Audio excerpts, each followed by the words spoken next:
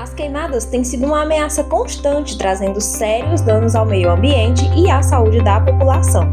Aqui em São João do Piauí, a preocupação com a prevenção desses incêndios é cada vez maior. Estamos aqui hoje com o bombeiro civil Douglas Ribeiro, tá? Ele vai estar explicando para a gente mais sobre essas queimadas que tendem a aumentar nesse período de BR-Obró aqui em São João do Piauí. Olá, Douglas, seja bem-vindo à Rádio Alvorada. Me fala quais são as principais causas que causam essas queimadas aqui em São João. Boa noite, Claudiane. É um prazer imenso, né, estar aqui cedendo essa entrevista para vocês. Então, as causas desses incêndios que está acontecendo aqui na nossa região, não só aqui no território sanjoanense, mas nas regiões circunvizinhas e também no território Serra da Capivara, tem vários princípios que tendem a acontecer esses incêndios florestais.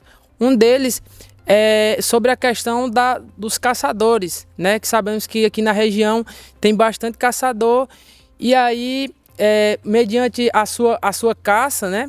Eles fazem pequenas fogueiras para poder fazer algum tipo de alimento durante a noite e aí acaba que eles não apagando esse fogo, né? E acaba que ficando algum tipo de fagulha deixada por eles. E aí, no decorrer durante o dia, com as temperaturas elevadas e muito vento, né? Sabemos agora que esse período, bastante vento, acaba que sendo um combustível para estar aí iniciando um grande incêndio florestal. Douglas, que impactos, né, essas queimadas causam para o meio ambiente?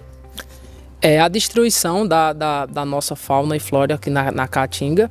Alguns animais que estão extintos, né, em relação a esses incêndios florestais, acabam que destruindo. E também o nosso solo fica, não tem mais aquela fertilidade para ter uma produção 100%.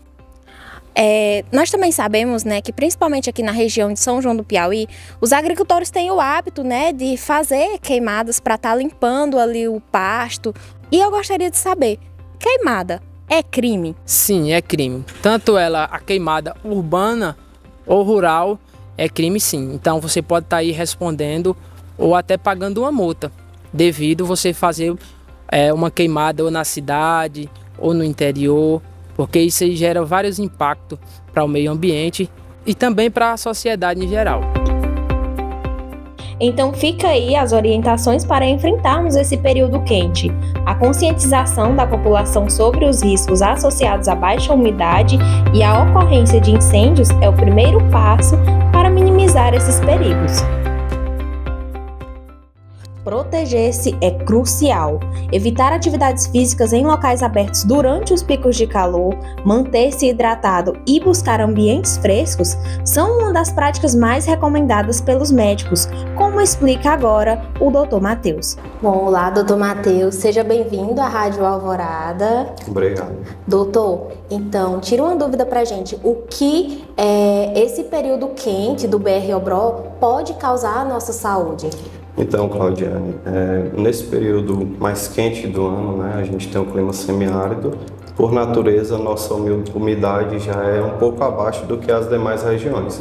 Neste período mais quente, segundo semestre do ano, a umidade tende a cair ainda mais com a elevação da temperatura. Mais quente fica e a umidade tende a cair.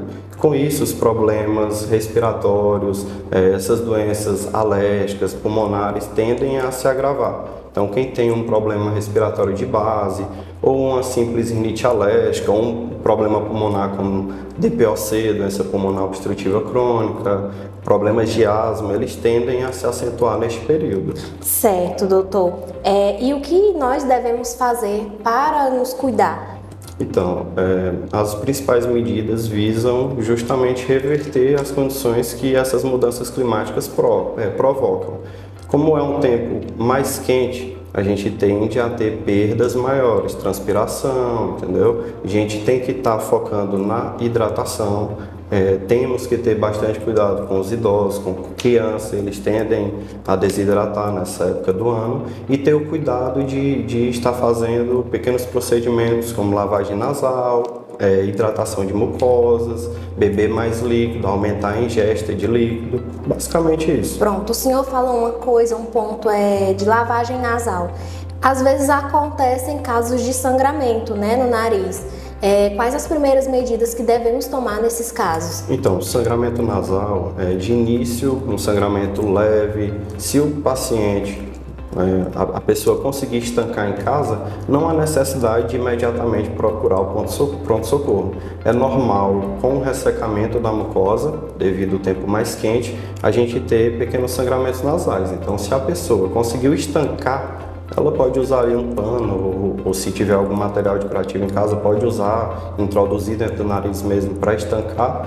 Se estancou, não teve mais sangramento, não precisa ir ao pronto-socorro. Porém, se persistir, se o sangramento continuar, for intenso, tem que procurar a unidade de saúde mais próxima. Pronto, mais uma dúvida. Algumas pessoas têm o hábito de, quando vai dormir, né, colocar uma bacia com água dentro do quarto. Isso realmente funciona? Minha avó fazia isso. Eu também faço isso muito. Então, aqui no Brasil, inclusive, já teve estudos relacionando isso. Qual é a ideia? Ao você colocar a bacia de água, você está tentando aumentar a umidade do ar. Porém, no estudo que foi feito, eu não me lembro qual foi a região do Brasil, acredito que foi no Centro-Oeste, mas foi feito com toalha molhada, colocar a toalha molhada no quarto, foi feito com bacia também de água no cantinho do quarto, e foi feito com o próprio umidificador. E tanto a toalha quanto o umidificador se mostraram eficazes, já a bacia de água não tanto, mas é justamente nessa intenção, a intenção é correta. Você coloca água na intenção de aumentar a umidade daquele ambiente. Então, é uma forma correta, mas a eficácia não é tão grande. Em um momento em que a saúde e o meio ambiente estão em risco, a colaboração é essencial. Juntos, podemos proteger nossa cidade e o nosso futuro. De Claudiane Lopes, para o Jornal Alvorada.